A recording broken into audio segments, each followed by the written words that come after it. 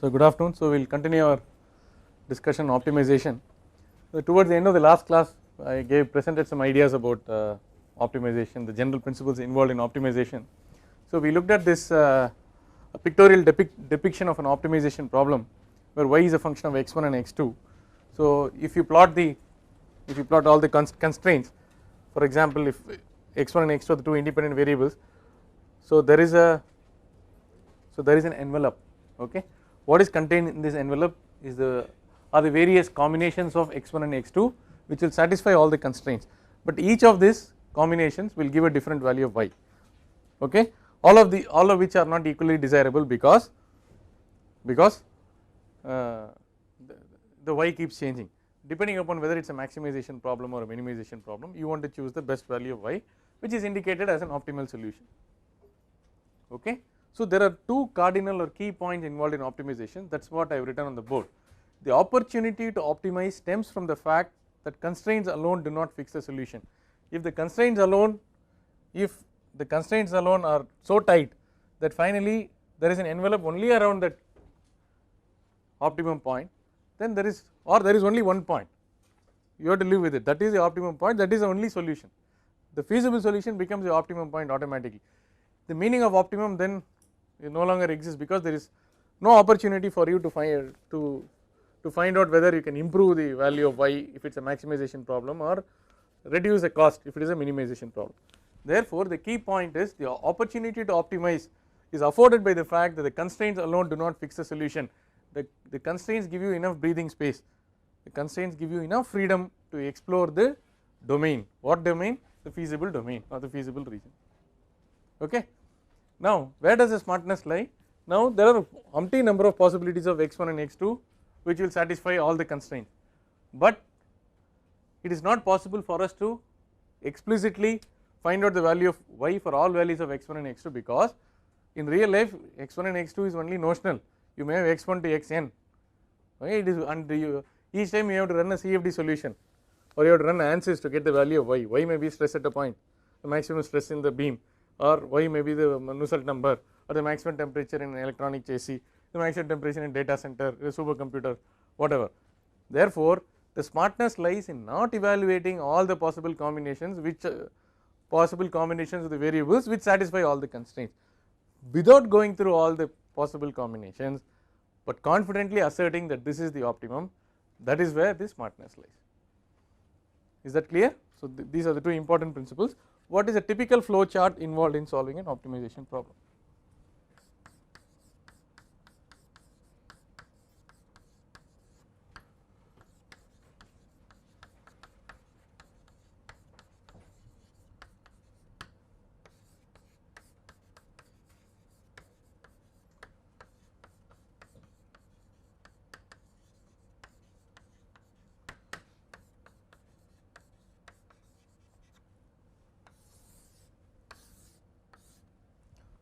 What will be the first step?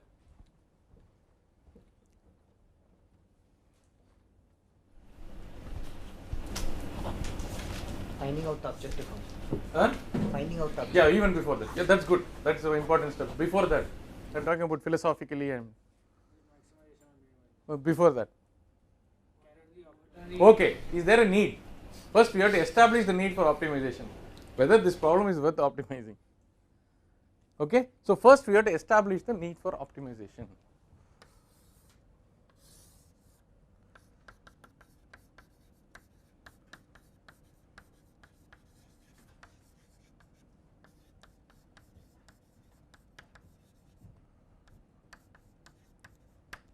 Fine. So we have now decided that optimization is required. What is the next step? Yes, no, that's all fine. Then once we want to optimize, then objective function. Set up the objective function.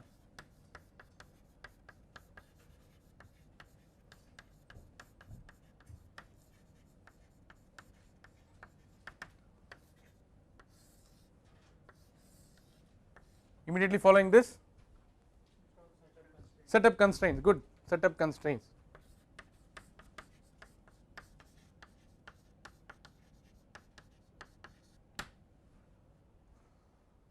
Then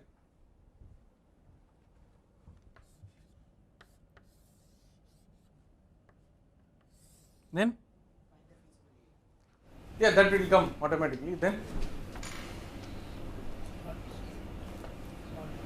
before solving, no, Whether there exists an optimization. that you won't know. But when constraints are fit, you can find out whether. No, that it is a okay. single That point. way m is less than equal to n, where m is the number of constraints, n is the number of variables. All those are. You will set limits on the bounds for the variables, right? Non-negativity constraints, huh? Come under constraint. No, but bounds need not be constraints. Bounds are not the we don't have to state everything as a constraint. Okay, if you want, you can take it as a subset, but let us explicitly say set limits on variables. Then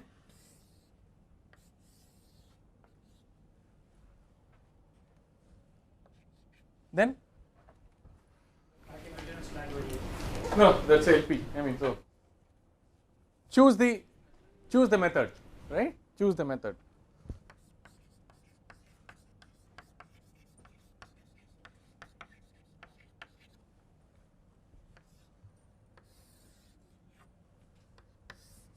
Once you choose the method, then there is a decision box.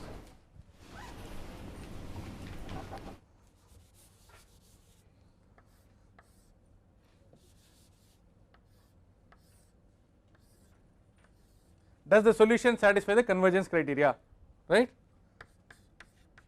That is, the change in y with respect to two consecutive iterations is less than this, or y new minus y old divided by y new modulus of 100 is less than 0.01, not 1, whatever. Does what did he say? Does solution, okay. Does optimum satisfy?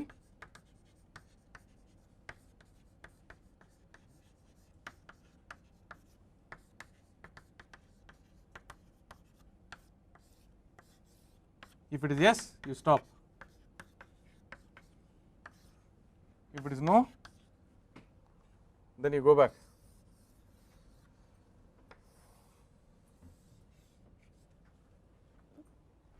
Okay. There could be several types, several variants to this. There could be several types of flow charts, but this is indicative. This gives you a broad idea of how we go about solving an optimization problem. All right. Now, If it's the condition is no, why are you going to set limits on the? You should choose another method. not set limits. Sometimes there are some physical limits. We don't want to pressure. Suppose you want to optimize a power plant. Pressure, we want to set limits. Pressure is less than 160 bar. Temperature less than 560 degrees centigrade, which the objective function will not know. These are coming outside. These are coming from outside. I mean metallurgical restrictions. Okay. Why are we coming back to that and not the choose the method? Oh, that is your question. No. What happens? Sometimes we are. I mean, my response to your question was with regard to issues like maximum temperature in a power plant or the admission pressure for steam and so on. In this case, what happens is sometimes we don't want the solution to go out of this thing. Sometimes extraneously the analyst may put some tight conditions on the variables. So you relax this or you tighten that.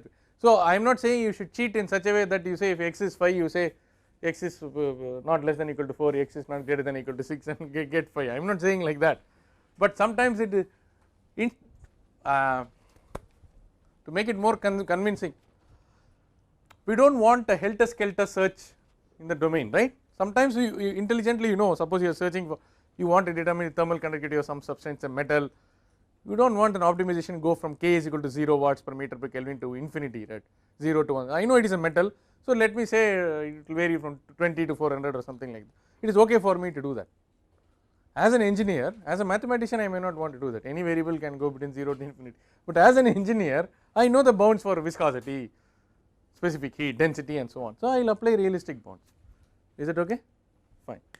Now, if you do not like it, you can absorb this in the constraints and then it has to come here, right. Fine. This is a general flow chart for solving an optimization problem. Now what could be a very desi or a, I am not denigrating the word desi, but what, so we are live, no. What could be a naive or what could be a crude optimization method? Substitute what man? There will be hundreds of values. So let us talk about a, so now we got an idea of pictorial description of a optimization problem. Y is a function of x1 x2, where does the opportunity to optimize arise, where does the smartness lie, how do you go about solving. Then this recipe you can apply by, so if you know various techniques for various kinds of problems, you will decide which is the most appropriate technique and solve. Now even before starting all this, just like you did the pipe and pump and piping problem, I mean we did not go through all this, you adopted some crude method, maybe you plotted, it was just one variable you plotted, or you wrote a program and make small increments in the variable and try to find out where it hits some maximum or minimum. So what could be a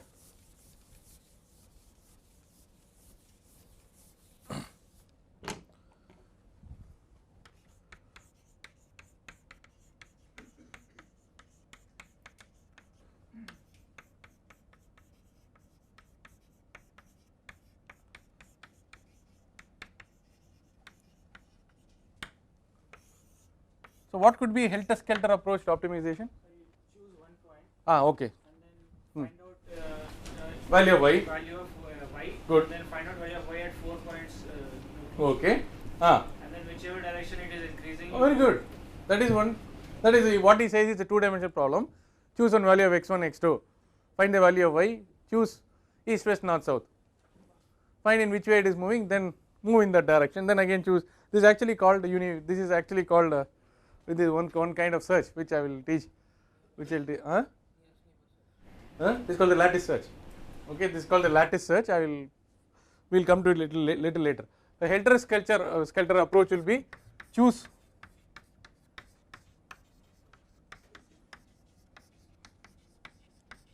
even before that the crudest of them all will be choose some combinations of variables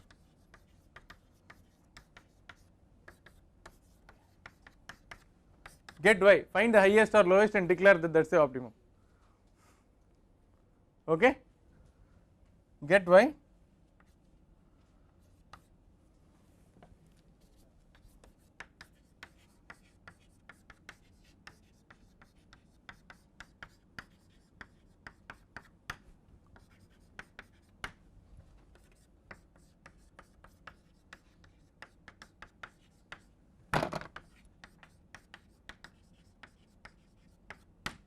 very dangerous, but it is better than not doing anything at all.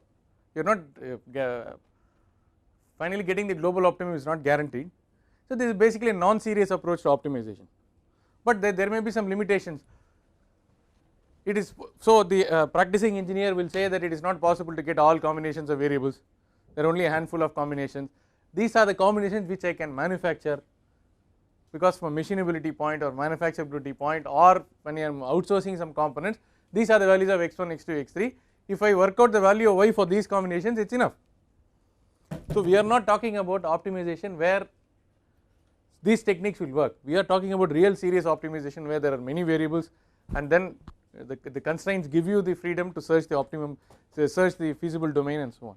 Okay. So there could be some crude approach where you will get some idea, so you will get which is a better solution compared to the other, that is all, but global optimum is not guaranteed. Therefore first the next half of the course we are going to do all this only after we are convinced that there is a need for optimization and methods like this will not work. If either because of cost, money, if either because of money and effort you do not want optimization, you do not need optimization, or your problem is such that some engineer, some manager, some person working in the industry will tell you no, if these 10 or 20 combinations are enough, then we have to just close shop and go home. But we are talking about the serious optimization in thermal sciences and this thing where there are plenty of variables, like you want to minimize the payload, you want to minimize the weight of the aircraft or spacecraft, you want to minimize the weight of the Boeing 787, you want to increase the bhp per ton of a racing car, or you want to increase the fuel efficiency and all this, where you cannot simply put 4 or 5 designs and you want to have a CAD design, then you do a finite element analysis, then you go through the thermodynamic analysis, you want to do all this. When you are doing all this, where these techniques will not work, then it is time to understand serious optimization. That is what we are going to do the next 7 or 8 weeks. All right. Now let us start. What are the various optimization techniques which are available?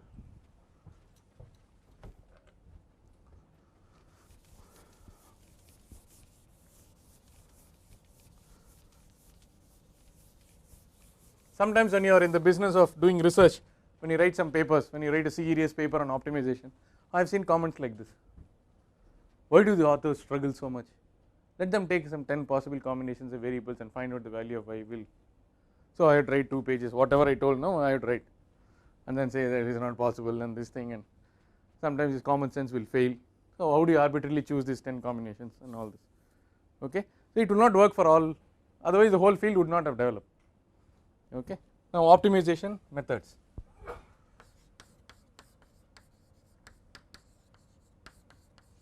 There are several ways of classifying this. Some people classify the methods, some people classify the problems. So we will combine both. Optimization methods are broadly classified into calculus and non-calculus, calculus methods and search methods.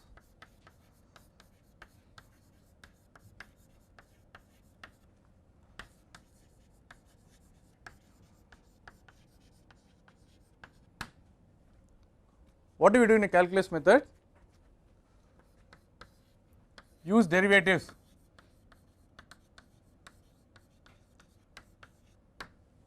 Use derivative to determine optimum, correct?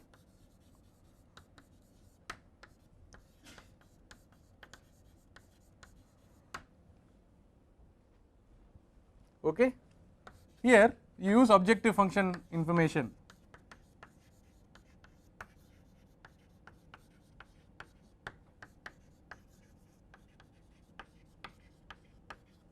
Like what Abhishek said, you start with a point, take east, west, north, south, get the new value. But in a calculus technique, we completely forget about that. We just take dou y by dou x and find out what are the values of the x1, x2, x3 at which y becomes an extremum. We do not even care about the value of the optimum. The value of the optimum is the value of the function y at the optimum is a post process quantity in a calculus method. It is incidental. You will find out what are the values of the design variables at which the solution becomes stationary, or dy by dx becomes stationary. Okay. So the calculation of the objective function is pushed to the end in the calculus technique, but in the search method it is the objective function, always you are comparing y1 with y2, y3, y4, find out which is the maximum and then perturb that, and that is, so that is the basic difference between these two methods. Okay. Having said that, calculus, but what is the important requirement?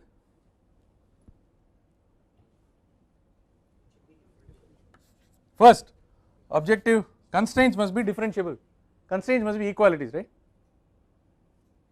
Otherwise if it is an inequality we are going to have trouble. Okay, slack variable, other things, but it is more difficult. Constraints must be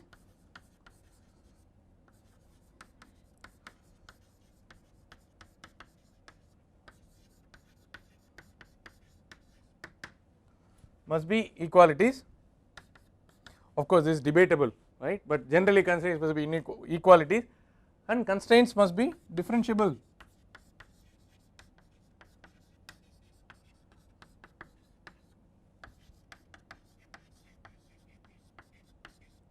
Why only constraints? Objective function, right? There is no requirement insofar as search methods are concerned, right. In each of this you can have single variable, multiple variable.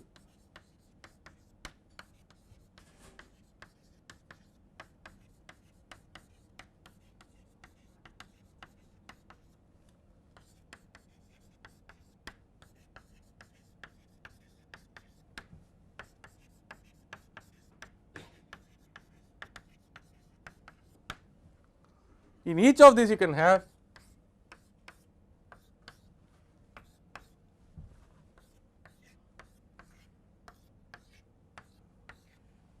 what are C and U? Constrained and unconstrained. Okay. So you can have C constrained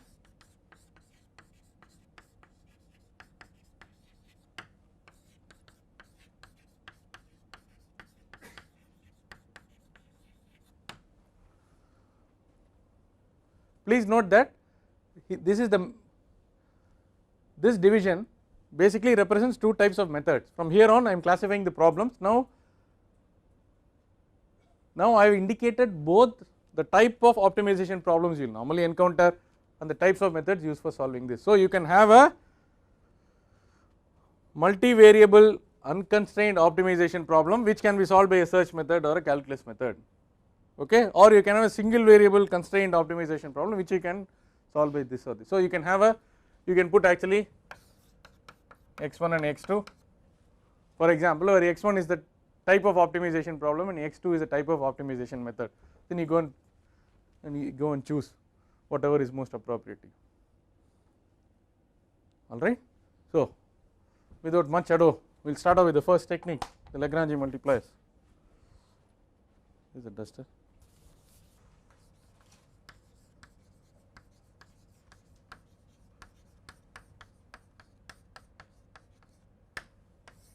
Now the most powerful optimization techniques that is calculus based, okay, calculus based.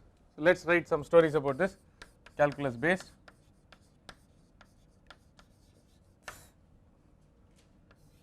Unconstrained and constrained problems.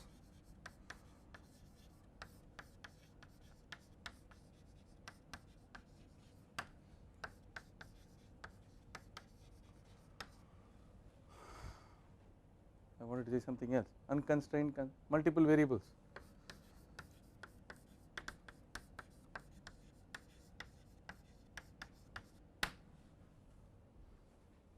Oh, is it like this swine flu vaccine? So it is a cure all, everything is there, unconstrained, constrained, multiple variables.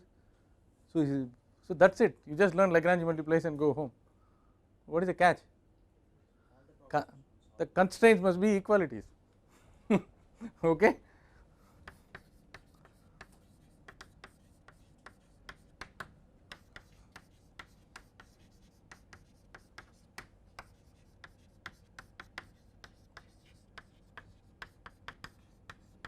Number of constraints must be less than or equal to the number of variables. Constraints must be equalities. Okay. Objective function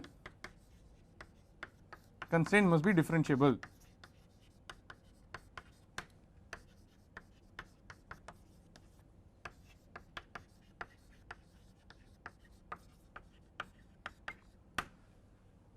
These restrictions notwithstanding, there is a wide class of problems which fall under the category which can be eminently solved using the Lagrange multiplier method. Okay. So what is this method?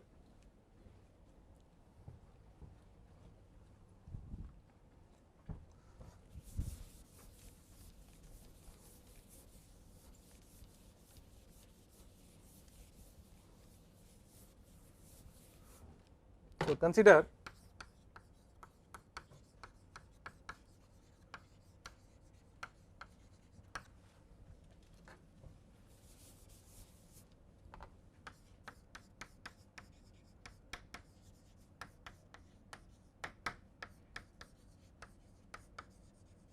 the general optimization problem.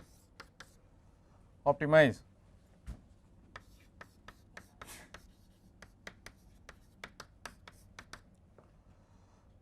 y is y of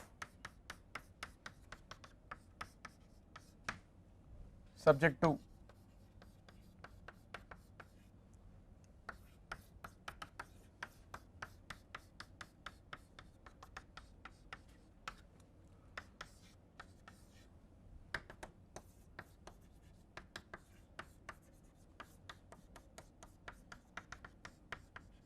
I am putting this as 3, it is not correct, this is some m plus 1 or something, it will confuse us, so I am just putting it as 3. Okay. So the funda is m is less than or equal to n, correct.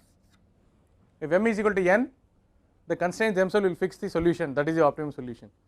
If m is less than n, there will be a feasible domain where you can possibly explore. If m is greater than n, it is a over constrained optimization problem. Alright. So, what does the Lagrangian multiplier now say?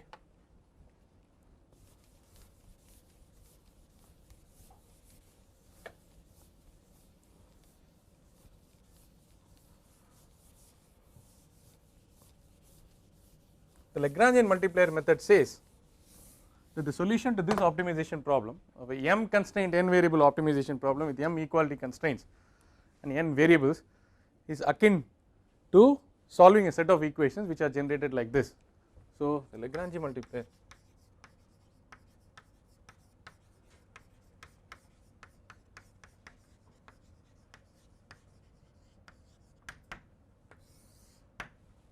suppose you have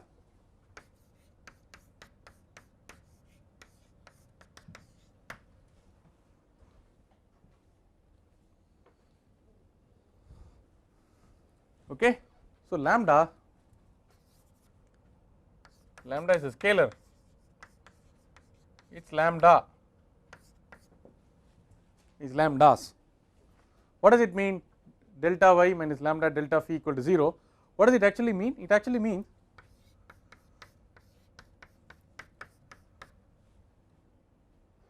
lambda 1, can I write for the first one? Dou phi 1, huh? Tell me, dou phi 1 minus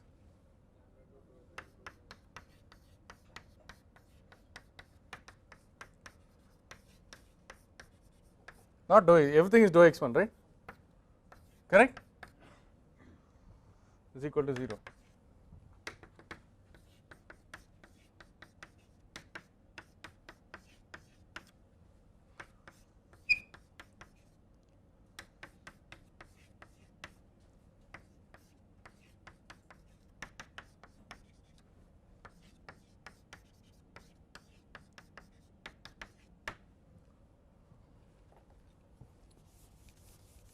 How many equations are there?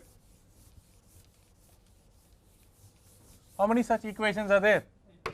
Huh? n. Good, n equations. Apart from this, so these are n scalar equations. Apart from this, what are the other equations you have? You have m constraint equations. Okay, phi 1 equal to 0.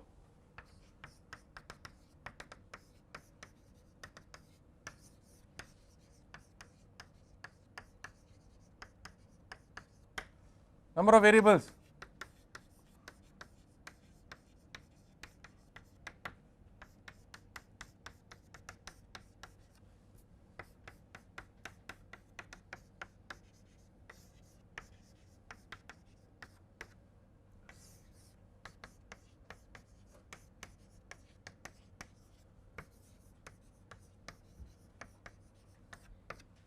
the total number of equations is m plus n, total number of variables is m plus n. So, if this m plus n equations can be simultaneously solved, you will get the values of x1, x2 up to xn at which y becomes stationary. Apart from that, you get an added bonus lambda 1 to lambda m. These lambdas are called the Lagrangian multipliers, Lagrange multipliers.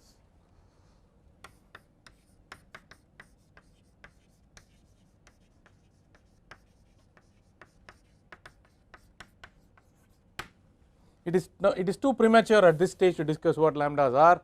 I will give you a physical feel for lambda after we work out a problem and you get an intuitive feel for what lambda is, and then I will turn back and say what is the interpretation, what is interpretation we have for lambda. Fine, right. So, this is the procedure for solving the Lagrange multiplier method. Now, it may look nebulous, cloudy, vague and all that. Once you solve problems, it becomes easy, right. So, we can extend it for the unconstrained problem also. Let us extend it to the unconstrained problem, which makes life a lot easier.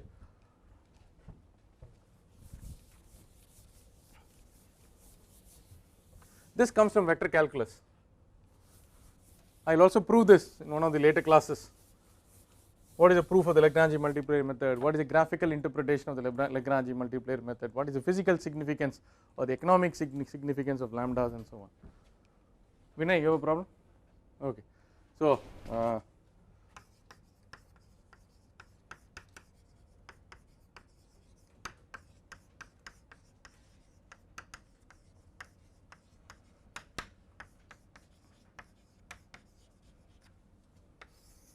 I expected a question here.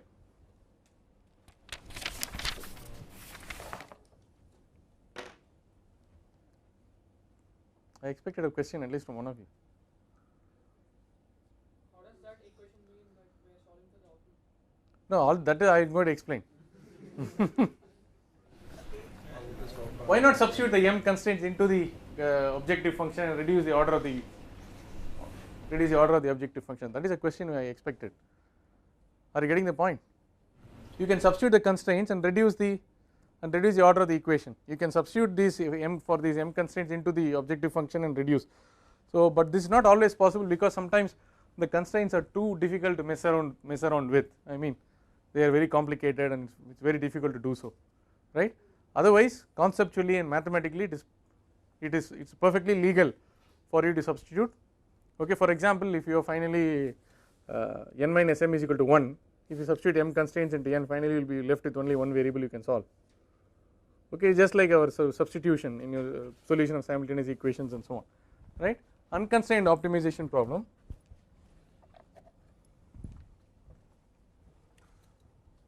There are no fees.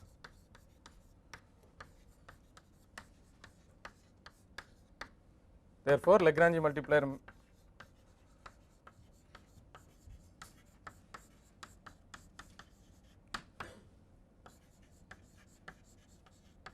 reduces to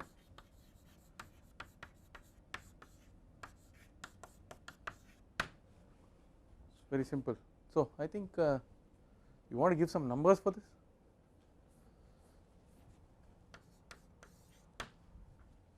So, I will just call this 5. Okay, Lagrange multiplier. So, it is very simple. So, this just reduces to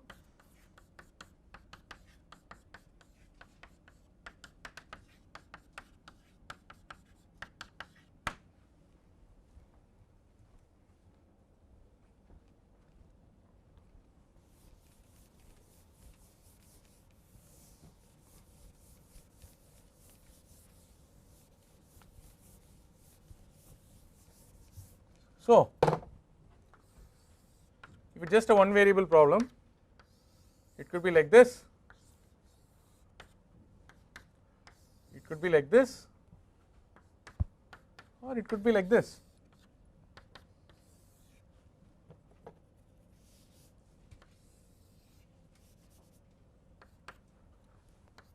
A, B and C, right, y versus x. So, A is the maximum, B is the minimum and C is the inflection point. And unfortunately, the second derivative is also 0. So, the Lagrange multiplier method will give you only the values for the independent variables at which the function becomes stationary. It helps you to locate the extremum. However, second order necessary and sufficient conditions are required to determine whether it is the optimum is a maxima or a minima or an optimum or an inflection point. I come again, we are working only with first order conditions. First order, we are making the first derivative stationary. Therefore, it will not tell you whether it is maximum, minimum or an inflection point. So, higher order necessary and sufficient conditions are required for doing this. However, in many engineering problems, it is possible for you. Once you have made something stationary, it is possible for you to figure out. You are working so much, you have written, you have done a complete analysis of the IC engine, you did Simulink this thing, you struggled in MATLAB and finally you optimized. You will not get a such solution where the specific fuel consumption is the maximum, right. When it becomes when you hit an extremum, it should be SFC is minimum, right. It is very unlikely that after all this hard work, you will end up with a solution where SFC is maximum, right. Second order differential equation when there are number of variables is difficult. Second order differential. Yes, sir, if you differentiate, when you find out the second order equation, Ah, when there are number of variables, yeah, how can we come to a judgment whether it is reaching? no the problem. You have to maximum evaluate what is called the Hessian matrix. I will teach you. So, the Hessian matrix must be positive definite. Is it going above your head? Don't worry. So, there is something called the Hessian matrix. Okay. So, you can look at the, don't worry, it is not for a 2 variable problem, it is pretty straightforward.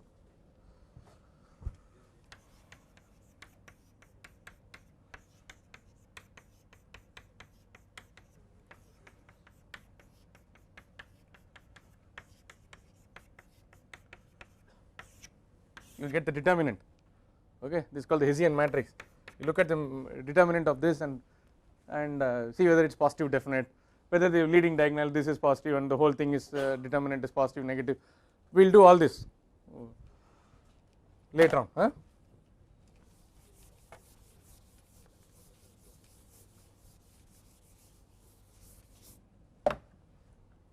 Okay, so problem number 21.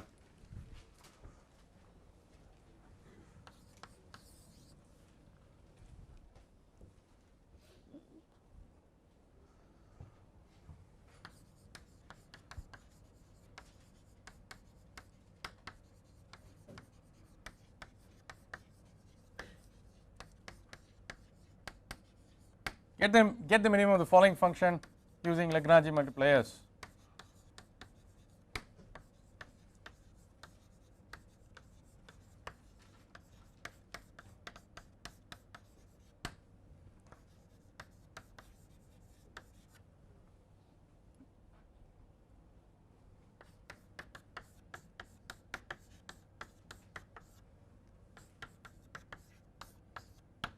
Yeah, first decide whether it is single variable, multiple variable, constrained, unconstrained. Go ahead, shoot, 5 minutes.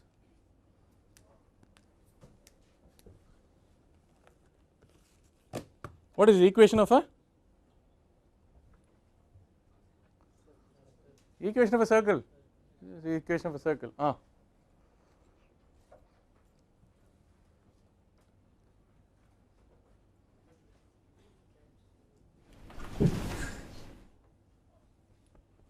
Get the minimum of the following using Lagrange multiplier: x1 minus 8 whole square plus x2 minus 6 whole square.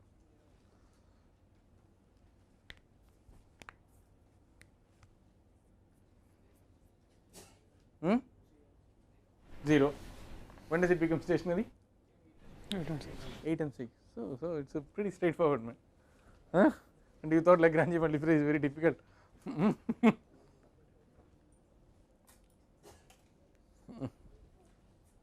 Yeah, finish it. Do the dou y by dou x1 equal to 0, dou y by dou x1 equal to 0, get the value of x1 x2 optimum, substitute, get the value of y. If you want, go ahead and take the second derivatives. No, I have not taught you Hessian and all that, forget about it. Okay. So dou y by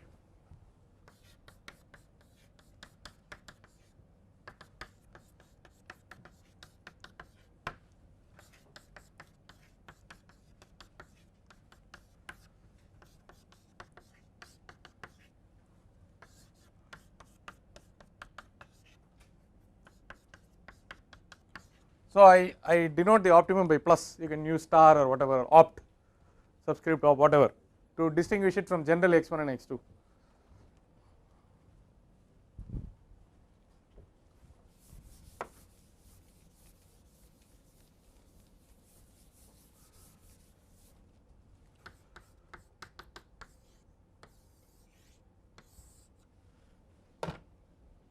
Okay.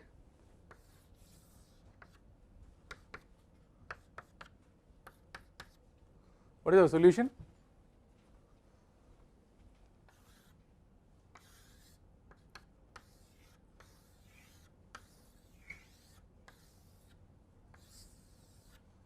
So y1, y2, y3, y4 and all that, right? This is y equal to 0.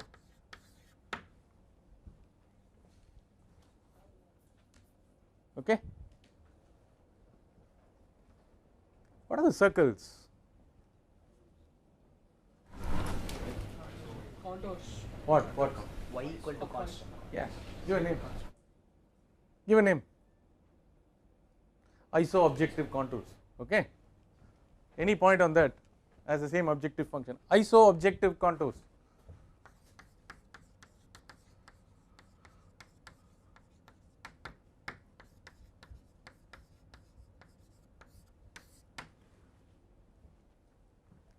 Lines joining points having equal rainfall. It's called? Huh? ISO? Yeah, people who have taken atmospheric science courses. They call ISO Hayats, right?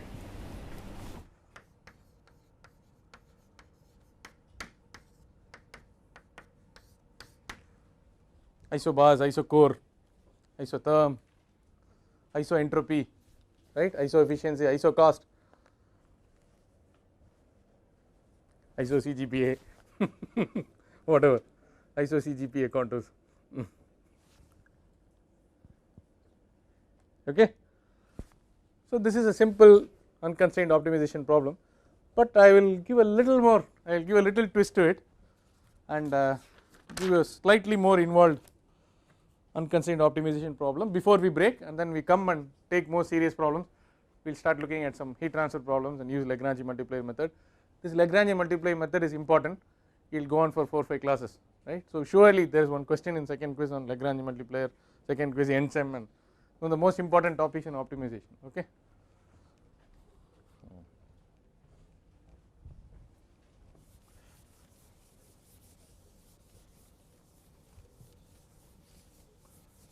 So, two variable problem.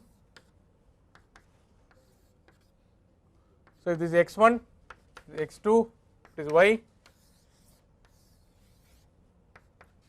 optimum, a depiction, I just say a depiction.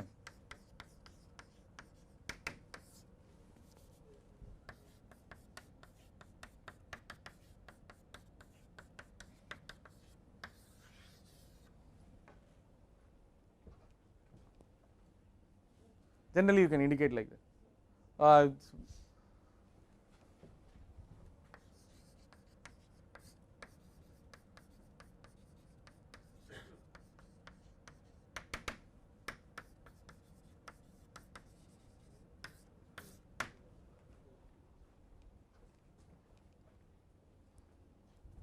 Okay.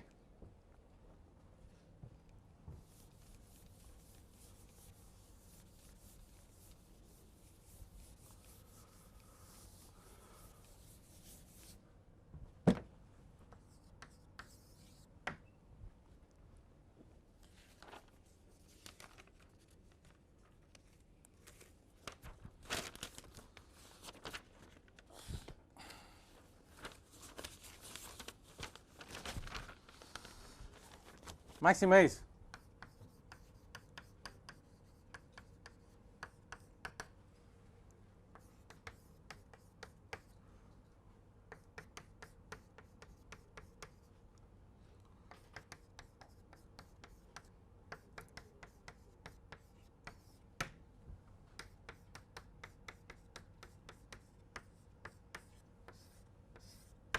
of course needless to say using the Lagrange multiplier method.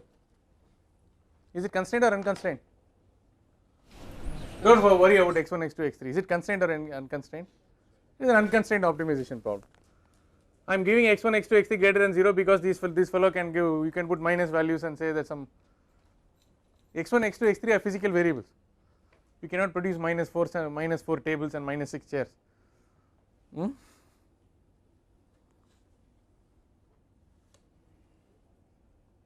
Maximization of a plus maximization of a plus y is equal to a plus maximization of y, correct.